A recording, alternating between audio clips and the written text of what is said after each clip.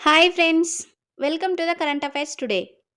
ఇటీవల రాజీనామా చేసిన యూపీఎస్సీ చైర్మన్ మనోజ్ సోనీ 2100 సంవత్సరం నాటికి భూగర్భ జలం ఎన్ని డిగ్రీల సెంటీగ్రేడ్ పెరగనున్నట్లు అంతర్జాతీయ పరిశోధకులు అంచనా వేశారు. 3.5. ఇటలీలో జరిగిన జూనియర్ షూటింగ్ ప్రపంచ కప్లో సిల్వర్ మెడల్ సాధించిన భారతీయుడు భవతేగ్ సింగ్. ప్యారిస్ ఒలింపిక్స్లో ఎంతమంది భారతీయ క్రీడాకారులు పాల్గొననున్నారు?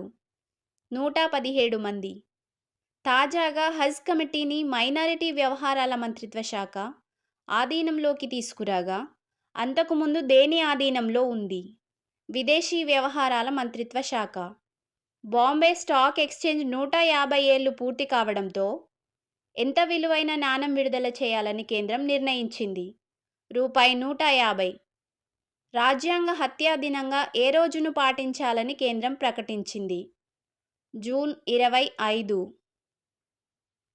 ఏ భారతీయ వైద్యుని పేరును అబుదాబిలోని వీధికి పెట్టారు? కేరళకు చెందిన జార్జ్ మాథ్యూ. వియత్నాంలో గ్రీన్ఫీల్డ్ పోర్టును నిర్మించడానికి అనుమతులు పొందిన భారతీయ కంపెనీ అదానీ. కర్చీ పూజ ఏ రాష్ట్రంలో నిర్వహించే పండగ? త్రిపుర. Thank you.